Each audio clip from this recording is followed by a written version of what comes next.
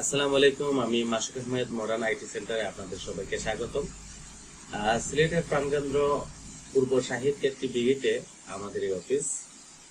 আমাকে অবশ্যই অনেকভাবে অনেক জায়গায় দেখেছেন। আর আমি আইটি সেন্টার খুলেছি বিশেষ করে অ্যাডোবি প্রিমিয়ার প্রো এবং কি ডিজিটাল মার্কেটিং এর যে কোর্সটা আছে সেটা যেন আমি একদম সহজভাবে সবাইকে দিতে পারি। আর আমি যেটুকু জানি সেটুকু যেন সবটুকুই সবাইকে দিতে পারি, সেই জন্য আমার আসলে আইটি সেন্টার খোলা।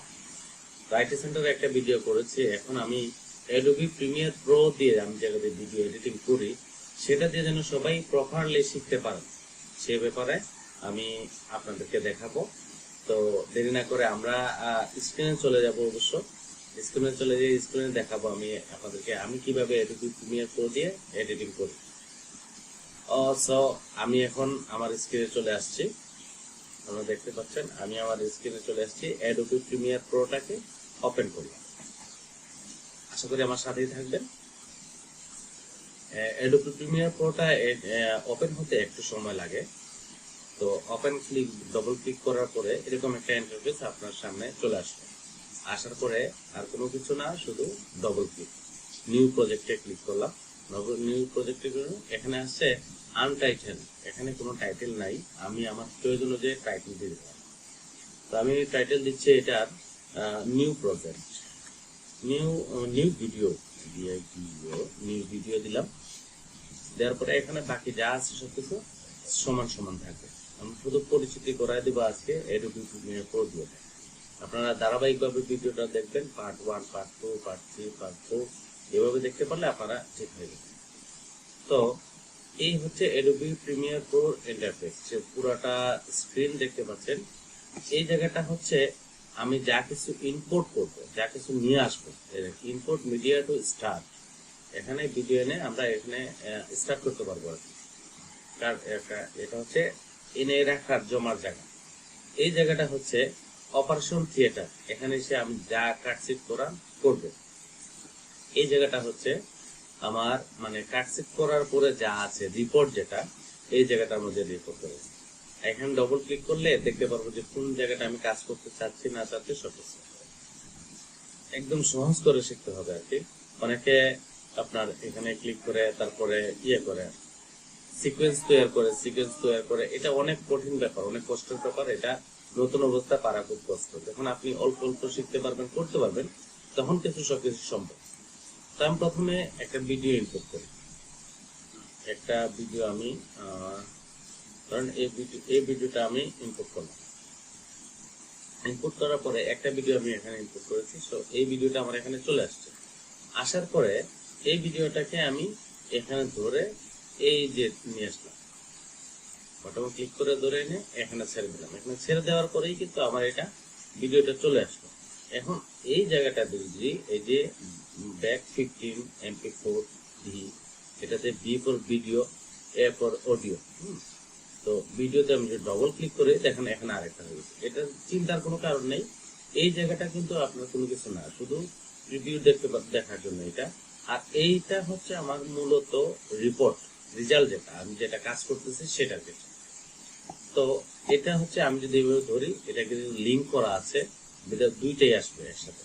এখন যদি আমি চাই দুইটা আলাদা আলাদা ভাবে যাবে, তো ক্লিক করলাম, রাইট ক্লিক করলাম, এই দেখেন এখানে আনলিঙ্ক আছে।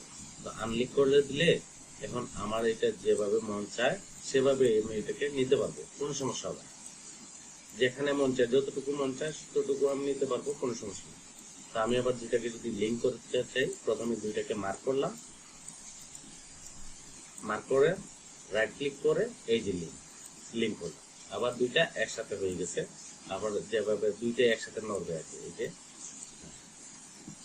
এখন ভিডিওর মধ্যে অনেক কাট হয়, অনেক ভুল ভ্রান্তি হয়। আমরা যখন ভিডিও শুট করি তখন অনেক ভুল ভ্রান্তি হয়। সবগুলা জিনিস এখানে রাখা যায় না, রাখলে আবার সমস্যা মনে হয়। রাখলে অনেক জায়গাকে সুইটেবল না, অনেক ধরনের সাউন্ড চলে আসে, অনেক কিছু চলে আসে।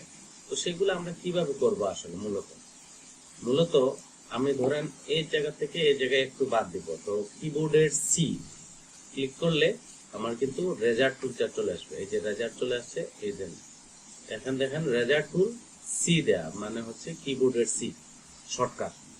আমি সি তে ক্লিক করলাম, ধরেন আমি এইটুকু জায়গা ফেলে দেবো। আমি আবার এটাকে নিয়ে আসলাম যে আমি এইটুকু জায়গা ফেলে দেবো, আবার ক্লিক করলাম, দেখেন এটাতে ক্লিক করার সাথে আমার দুইটা হয়ে গেছে একসাথে। ক্লিক করে আবার এটাকে মার্ক করা আছে, এখন শুধু কিবোর্ড থেকে ডিলেট মারব, ডিলেট মারলাম, মারার পর এই যে জায়গাটা ব্যাক হয়েছে, ব্যাক হওয়ার পরে এখানে একটা ক্লিক করে রাইট ক্লিক করলে এই যে আবার জায়গায় চলে আসে। এখন এখানে অনেক ট্রানজেকশনের ব্যাপার স্যাপার আছে, তো এই জায়গা থেকে যদি এখান থেকে এখানে আমি একটু জুম আউট করি, জুম করি, এই দেন কিরকম চলে গেলে একটু মানে ইয়ে হবে, মানে সরাসরি চলে গেছে, কোনো ধরনের ট্রানজেকশন নাই, কোনো কিছু নাই। তো এখানের মধ্যেই এই ট্রানজেকশন এফেক্টস গুলা ফিটিং করা হয়, সেট করা হয় আর কি। তাহলে এই দেখেন এখানে ক্লিক করলাম, এটা হচ্ছে আমার নিউ প্রজেক্ট, এটা আমার হচ্ছে প্রজেক্টের মধ্যে ব্রাউজার, মিডিয়া আর লাইব্রেরি, এখানে মানে আমরা সবকিছু পাবো আর কি, আমরা যা কিছু করতে চাই না চাই সবকিছু আমরা এখানেই পাবো। তো আমার এই ভিডিওতে অল্প জায়গা শুধু আমরা দেখলাম ভিডিওটা আমরা কিভাবে ইম্পোর্ট করবো আর কিভাবে আমরা এটাকে কাটবো, ঠিক আছে। এটা হচ্ছে আমার অপারেশন থিয়েটার, এই থিয়েটারের মধ্যে রেখে আমি সবকিছু করতে পারবো। তো আমি যদি এখানে অন্ততপক্ষে একটা ইয়ে দিয়ে দিই, ইফেক্ট দিয়ে দিই, ধরেন আমার এই যে ইফেক্ট চলে আসলো, আসার পরে ভিডিও ট্রানজেকশন ক্লিক করার পরে 3D মোশন দেওয়ার পরে এই যে একটা দেখতে পাচ্ছেন কিউব স্পেন, আমি ধরে নিয়ে এখানে ছেড়ে দিচ্ছি, ছেড়ে দেওয়ার পরে এখন এটা দেখেন কিভাবে হলো। আগে ছিল একরকম, কিন্তু এখন সেটা হয়ে গেছে আরেক রকম, আগে একরকম ছিল, এখানে আরেক রকম হয়ে গেছে। এভাবে যদি আমি আরেকটা দিই, কন্ট্রোল সি দিলাম, শুধু সি দিলাম কিবোর্ডের, দিয়ে এখানে একটা স্প্লিট করলাম, করার পরে জুম দিয়ে, জুমে আছে আরেকটা ক্রস জুম, এখানে যদি আমি এটা রেখে দিই, তারপর আবার ভিডিও প্লে করি, এই যে জুম হয়ে আবার চলে আসে। এরকম অসংখ্য টেমপ্লেটস ট্রানজেকশন আমার কাছে আছে, অবশ্য আপনারা ধীরে ধীরে সবকিছু দেখতে পাবেন ইনশাআল্লাহ। তো আজকে এই পর্যন্তই, ভালো থাকুন, সুস্থ থাকুন, দেখা হবে পরবর্তী ভিডিওতে। আসসালামু আলাইকুম।